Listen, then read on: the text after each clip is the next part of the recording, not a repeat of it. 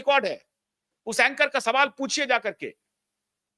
अदालत में इसके फैक्ट्स को सामने रखा जा सकता है कि भाई उस एंकर ने किस बिना पर कह दिया कि आपको तो अब सुप्रीम कोर्ट ने क्लीन चिट दे दिया। सुप्रीम कोर्ट ने क्लीन चिट दिया है, ये बोला गया एंकर के तरफ से, और इस लड़की ने उसका खंडन नहीं किया। इसने ये नहीं कहा कि नहीं नहीं नहीं, मुझे अभी सुप्रीम कोर्ट से क्लीन चिट मिलना बाकी है, सीबीआई कोर्ट से, हाई कोर्ट से क्लीन चिट मिलना बाकी है। अभी मुझे एक जांच एजेंसी ने बस तिकड़म करके मुझे क्लीन चिट दे दिया है, जैसे तिकड़म करके कार्बन मोनोक्साइड मुझे हंसी लगती है, ये जो साधु यादव है ना, कार्बन मोनोक्साइड को ये लोग बिहार के शर्म हैं, बिहार के ब्लॉट हैं, बिहार के बदनुमा दाग हैं, जो बिहार के माथे पर कलंक की तरह चिपका हुआ है। वो बिहार में कह रहे हैं कि कार्बन मोनोक्साइड, वो क्या हुआ, तो कार बंद हो गया, एसी चलने लगा और वो लोग अपना गलत काम कर रहे थे, तो कार्बन मोनोक्साइड में उसको नींद आ गई, और कार्बन मोनोक्साइड में वो सीधे नींद आने के बाद वो मर गई। ये हुआ। ये बोल रहे हैं कौन? ये साधु यादव। और साधु यादव कौन है? साधु यादव देश के बहुत बड़े वैज्ञानिक हैं। साधु यादव लालू जी क्या साले साधु यादव। तो साधु यादव कह रहे हैं कार्बन मोनोक्साइड से उसको नींद आ गई, शीशा बंद था और मर गया। तो इतने बड़े बाप का बेटा, उसको कार दिखा था और उसको गराज दिखा था। ऐसा बेशर्म तर्क। और उसी कार्बन मोनोक्साइड को आधार बना करके सीबीआई ने क्लोजर रिपोर्ट डाल दिया कि कार्बन मोनोक्साइड की वजह से वो दोनों गुजर गए, सुसाइड हो गया। शर्म आनी चाहिए। उस तरह उस वक्त के जो पटना के एसएसपी थे, वो आजकल संभवतः झारखंड में कहीं डीजी लेवल के अधिकारी हैं, भगवान जाने क्या है नहीं है। बेशर्म पुलिस वाले, वर्दी की तो उन्होंने तार तार कर दिया, वर्दी पर तो बदनुमा दाग लगा दिया इन बेशर्मों ने। पटना की पुलिस, बेशर्म पुलिस ने वर्दी पर बदनुमा दाग लगा दिया, जैसे कि मुंबई पुलिस ने बदनुमा दाग लगा दिया। मुंबई पुलिस ने कहा 14 फ्लोर से गिर गई और उसका पूरा बॉडी इंटैक्ट है। और आ गया क्या साहब, पोस्टमार्टम का रिपोर्ट आ गया है, रीढ़ की पसली टूट गई, हड्डी टूट गई, ये टूट गई, और चेहरा बिल्कुल साफ, बिल्कुल साफ, एक भी खून का धब्बा नहीं, कहीं भी कुछ भी नहीं। वाह, ऐसी है बेशर्म पुलिस मुंबई की।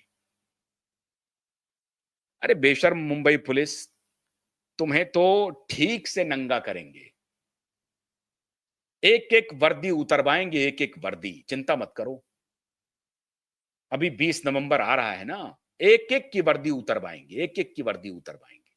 ये बेशर्मी चलने नहीं देंगे। अब क्योंकि नेटवर्क है ना, आपके सहयोग से चलने वाला नेटवर्क अभी जिंदा है और जिंदा रहेगा। और मुझे मालूम है कि जिस तरह से आप मेरा साथ दे रहे हैं, समर्थन कर रहे हैं, वो हर केस को खोलेगा। और मैं फिर आपसे आज वचन आपको दे रहा हूं कि जिस दिन दिशा का एफआईआर हो गया, उसके बाद शिल्पी जैन का केस क्यूबाइब नेटवर्क खोलेगा और इस सीबीआई को फिर कटघरे में खड़ा करेगा। हम भी कफन बांध करके लड़ाई लड़ रहे हैं, देखेंगे कौन गुंडा हमें धमकाता है और कौन गुंडा किडनैप करता है शिल्पी जैन के भाई को और शिल्पी जैन के पिता को, शिल्पी जैन की मां को। सुन लो बिहार के गुंडों, मैं चुनौती दे रहा हूं, कैमरे पर आ रहा हूं, अपनी जितनी ताकत लगानी है लगा लो, आ रहा हूं बिहार। बिहार मतलब इस केस के लिए आ रहा हूं। जिस दिन दिशा का एफआईआर हो गया, उसके बाद शिल्पी जैन का केस लिया जाएगा हाथ में। और हमारे वकील इंतजार कर रहे हैं, इंतजार कर रहे हैं हमारे वकील। सब कार्बन मोनोक्साइड जो है ना तुम्हारा, सब निकाल देंगे कार्बन मोनोक्साइड। और सीबीआई के बेशर्म अधिकारी इंतजार करो, रिटायरमेंट के बाद भी पैसे वसूलेंगे, रिटायरमेंट के बाद भी कब्र से निकाल करके लाएंगे इस सारे कागजात को। ये ध्यान रखना, कब्र से निकालेंगे, छोड़ेंगे नहीं हम शिल्पी जैन के मामले में भी। और उसी तरीके से सुशांत भी सुसाइड कर लिया, उसी तरीके से दिशा भी सुसाइड कर ली। तो इस रिया ने अभी ब्रांडिंग की कि हम युवा हैं, हम अपना चैप्टर 2 शुरू कर रहे हैं, और इस बीच में इन्होंने क्या किया, सारे वकीलों को बुला करके क्या भागने का इंतजाम किया जाए, नारकोटिक्स डिपार्टमेंट में अप्लाई कर दिया कि मुझे पासपोर्ट मिल जाए। तो कोर्ट ने इन्हें पासपोर्ट तो दिया, दिया पासपोर्ट, लेकिन कोर्ट ने इस बार चेकमेट कर दिया।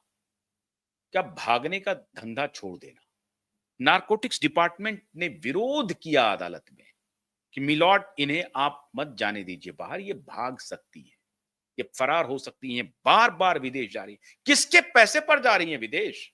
फर्जी कंपनी खड़ी करवाई जाती है, उनके तरफ से करस्पॉन्डेंस होता है और प्रोफेशनल एंगेजमेंट के तहत दी जाती है। किस बात का प्रोफेशनल एंगेजमेंट है इसका? इसको ढेले भर का कोई ज्ञान नहीं, इसको कोई एक्टिंग आती नहीं, ये क्या मॉडलिंग करती है, कोई फिल्म इसकी चली नहीं, कहीं मॉडलिंग नहीं, ये ऐश्वर्या राय है नहीं, ये सुष्मिता सेन भी नहीं है, ये क्या है ये? कहां से ये पैसे कमा रही है? इसके जैसी खूबसूरत लड़की आपको हर सेकंड डोर गर्ल मिल जाएगी आज के दिन में, हर सेकंड डोर गर्ल। इसमें है क्या? इसमें क्या है? इसमें ये क्या कमा रही है ये? कहां से इसने कोई बिजनेस एडमिनिस्ट्रेशन में कोर्स कर लिया क्या? आईआईटी से इन्होंने क्रैश करके कोई कोर्स किया है क्या? क्या किया इसने? क्या किया है इसने? कुछ भी नहीं, जीरो। इसको क्यों बुलाएगा? ये बार बार विदेश जा रही है, बाली, थाईलैंड, जैसे हमारे राहुल गांधी जाते हैं, बार बार विदेश जा रही है। कौन इसको स्पॉन्सर कर रहा है? नारकोटिक्स डिपार्टमेंट ने अपोज किया कोर्ट में कि ये भाग जाएगी विदेश, आप अगर इनको पासपोर्ट दे देंगे परमानेंटली तो। और फिर नारकोटिक्स डिपार्टमेंट ने कोर्ट में कहा कि अगर ये भागी तो जिम्मेदारी कोर्ट की होगी। तब कोर्ट को लगा कि नहीं, ये मामला फंस सकता है। तो कोर्ट ने कहा कि नहीं, अब जब जहां जहां जहां आप जाएंगे उसकी पूरी आइटिनरी, आपको पूरी डिटेलिंग देनी पड़ेगी। टेलीफोन नंबर आपको 24 घंटे ऑन रखना पड़ेगा। Not for a single second your phone should be switch off, not at all. We are not going to tolerate any kind of these kind of behaviors. No. Court ने साफ साफ कह दिया, आपको अपना मोबाइल फोन 24 घंटे on रखना है, ऑल्टरनेट नंबर बताना है, होटल में जा रही हैं उस होटल का डिटेल देना है, किसी गेस्ट हाउस में जा रही हैं, किसी पर्सनल लोगों के पास जा रही हैं, जिनके पास जा रही हैं, अपने पर्सनल किसी रिलेटिव्स के यहां जा रही हैं, दोस्त के यहां जा रही हैं, सारे के डिटेल्स आपको प्रायर नारकोटिक्स डिपार्टमेंट को देने पड़ेंगे, तभी आप जा सकते हैं। तब आपको मिल गया और मिलने के बाद ही उसने फटाक से पासपोर्ट अपना दिखा दिया इंस्टाग्राम पे। तो एक तरफ अदालत इनको घेर रही है, एक तरफ वकील साहब लड़ाई लड़ रहे हैं और एक तरफ ये गुल खिला रही है अपनी ब्रांडिंग का, अदालत को गुमराह करने का, तारीख पर तारीख लेने का। बांद्रा कोर्ट में भी ये फंसेंगी। बांद्रा कोर्ट में तो सीबीआई के ऊपर सीधा सीधी है, जिसके ऊपर नीलेश ओझा जी ने सीबीआई के खिलाफ प्रोसिक्यूशन मांगा है कि सीबीआई ने कोई कार्रवाई क्यों नहीं की रिया चक्रवर्ती के खिलाफ। इन्होंने झूठा जो एप्लीकेशन दिया था प्रियंका सिंह और उनकी दूसरी बहन के बारे में और डॉक्टर तरुण कुमार के बारे में, सीबीआई ने इसके खिलाफ एक्शन क्यों नहीं किया? ये तो ऑलरेडी है। अब पटना कोर्ट में जो चल रहा है मामला, अब देखते हैं सुशांत की तरफ से सुशांत के वकील वहां पहुंचते हैं कि नहीं। लेकिन आप 10 अक्टूबर को चिंता मत कीजिए। 10 अक्टूबर को हमारे वकील